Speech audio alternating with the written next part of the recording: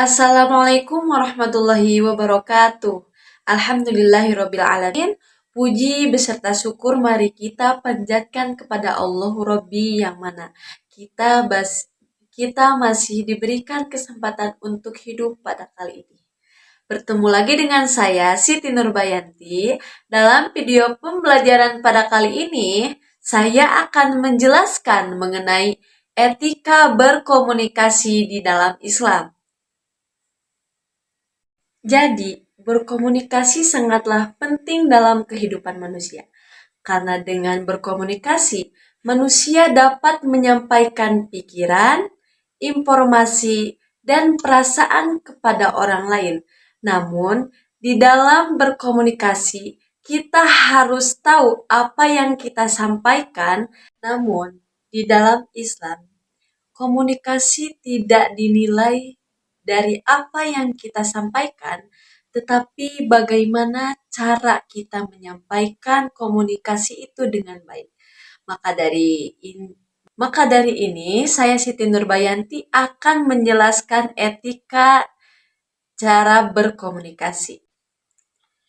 Etika berkomunikasi di dalam Islam adalah bagaimana tata cara berkomunikasi dengan baik, jujur, tidak kasar, dan menghargai orang lain sesuai dengan ajaran syariat Islam. Berikut beberapa bentuk berkomunikasi dengan baik. 1.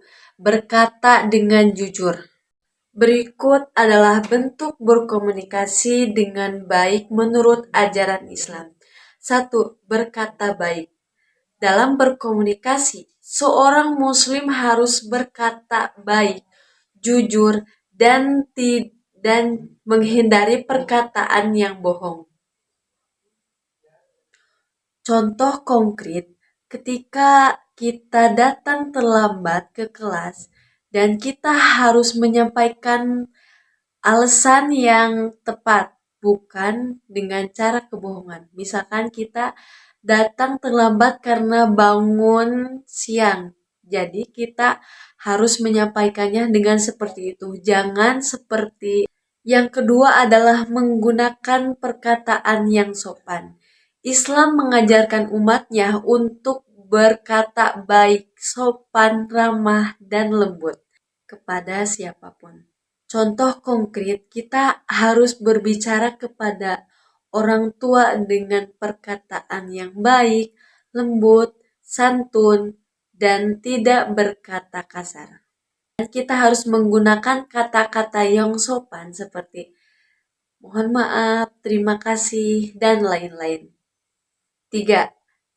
Tidak boleh menyakiti hati orang lain. Kita harus menjaga perkataan kita supaya tidak menyinggung orang lain dengan perkataan yang baik, sopan, dan tidak kasar. Contohnya, kita tidak boleh menghina. 4.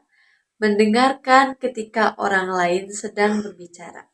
Etika berkomunikasi tidak hanya kita harus berbicara dengan baik, tetapi kita harus mendengarkan dan menghargai ketika orang lain sedang berpendapat.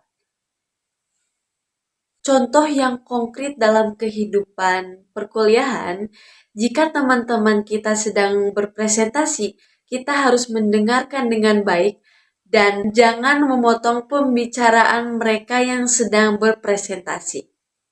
Dalam penjelasan tersebut, dapat kita simpulkan bahwa kita harus berkomunikasi dengan baik, jujur, tidak bohong, dan tidak berkata kasar, dan harus menghargai orang lain ketika orang lain sedang berpendapat. Dengan menerapkan etika berkomunikasi dengan baik, hubungan manusia akan lebih harmonis, rukun, dan saling hormat, dan membawa keberkahan dalam kehidupan sehari-hari. Sekian penjelasan dari saya mengenai etika berkomunikasi. Mohon maaf jika ada kesalahan dalam bertutur kata atau dari perbuatan.